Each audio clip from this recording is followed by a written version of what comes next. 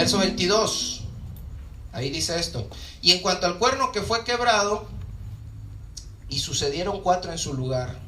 Significa que 4 reinos se levantarán de esa nación, aunque no con la fuerza de él.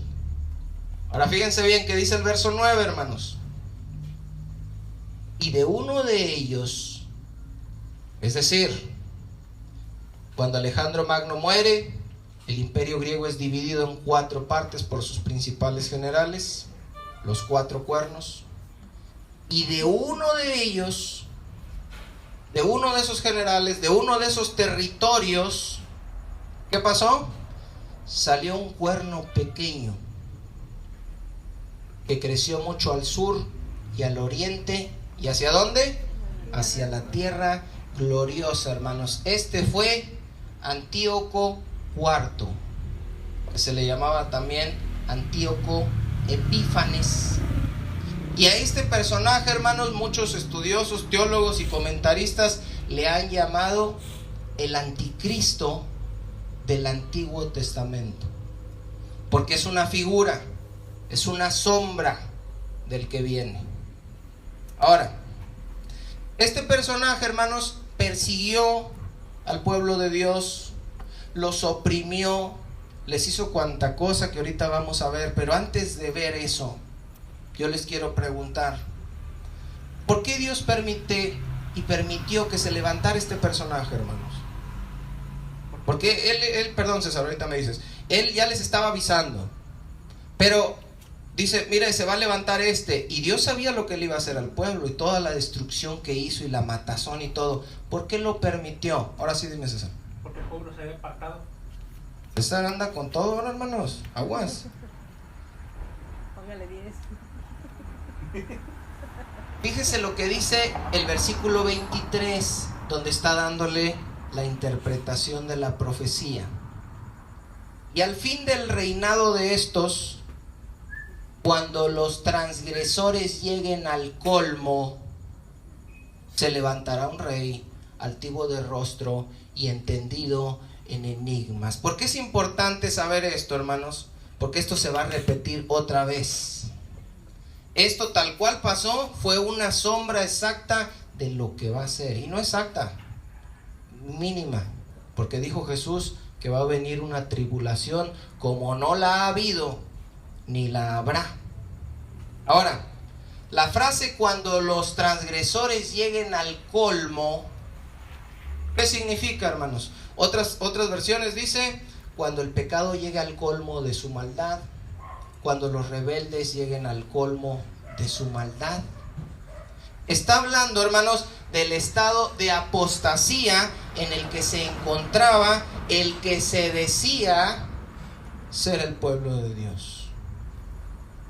Estaban ya en vidas apartadas, rebeldes, y Dios permitió que en ese momento y que en ese tiempo se levantara este personaje que era una sombra del anticristo. Y les digo que es importante saber esto, hermanos, porque en la segunda carta de Pablo a los tesalonicenses, cuando le preguntan acerca de la segunda venida de nuestro Señor Jesucristo, les dice Pablo en el verso 3, que nadie los engañe en ninguna manera, porque no vendrá, y está hablando a Jesús, de Jesús, sin que antes venga, ¿qué cosa, hermanos? La apostasía, y se manifieste el hombre de pecado y el hijo de perdición. Es decir, hermanos, que en el pasado, cuando el pueblo llegó a su tope máximo de apostasía, se levantó este personaje. Y en el futuro, que estamos muy cerca, va a pasar lo mismo. El pueblo de Dios, hermanos, las iglesias, los que se congregan con la teología liberal y con tanta cosa que está saliendo ahorita, se están apartando, están cayendo en un grado de apostasía, y va a llegar a un punto donde lo que va a pasar es que esa apostasía va a dar inicio a que se levante el anticristo. Por eso es importante saber esta profecía. Ahora dice el verso 24, ¿qué dice, hermanos? Hablando de Antíoco, y su poder se fortalecerá. ¿Pero qué dice, hermanos? Mas no con fuerza propia. ¿Qué significa eso? que Antíoco se iba a fortalecer, pero no con fuerza propia. Entonces, ¿de dónde iba a venir su fuerza? ¿De dónde viene su fuerza, hermanos? La de usted. De Dios. De Dios. ¿De dónde viene la de Antíoco? De Dios. La fuerza de este personaje, al igual que la fuerza del que está por venir, va a ser de Satanás. Dice 2 de Tesalonicenses 2:9, inicuo cuyo advenimiento es por obra de Satanás, con milagros y señales y prodigios mentirosos y todo engaño de iniquidad. En Apocalipsis 3, hermanos, 2, no lo busquen, hablando del anticristo, hablando de la bestia, dice: y el dragón le dio su poder y su trono y grande autoridad. Ahora fíjense, ahí seguimos en el verso 24. Y causará grandes ruinas y prosperará y hará arbitrariamente y destruirá a los fuertes. ¿Y a quién más?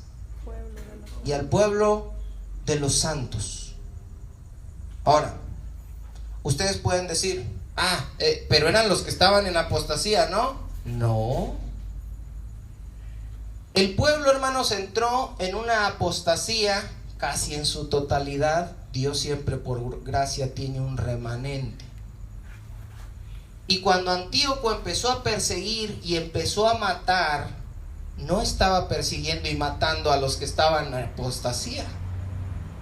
Estaba persiguiendo y estaba matando al pequeño remanente que quería permanecer fiel. Y a pesar de que estas personas fueron fieles, dice la profecía que él iba a destruir a los fuertes y al pueblo de los santos. Cuando la apostasía, hermanos, llega a su límite, los que permanecieron fieles van a tener que ser probados. Si permaneciste fiel en la doctrina, no te fuiste tras el evangelio de la prosperidad, tras la teología liberal, ahí vas, estás siendo fiel, pero va a llegar un momento donde vas a ser probado, donde vas a tener que demostrar si verdaderamente eras de los verdaderos, válgame la redundancia, o no. Ese momento va a venir, hermanos.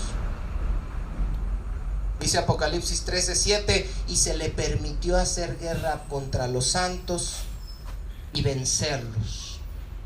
También se le dio autoridad sobre toda tribu, pueblo, lengua y nación. Ahora les repito, lo que dice ahí en el capítulo 8 de Daniel ya se cumplió en Antíoco. Lo que les estoy leyendo aquí en Apocalipsis se va a cumplir. ¿Por qué estoy mezclando las dos cosas como si fueran uno mismo? Porque una cosa es la sombra de la otra. Antíoco no estaba contra todos los judíos.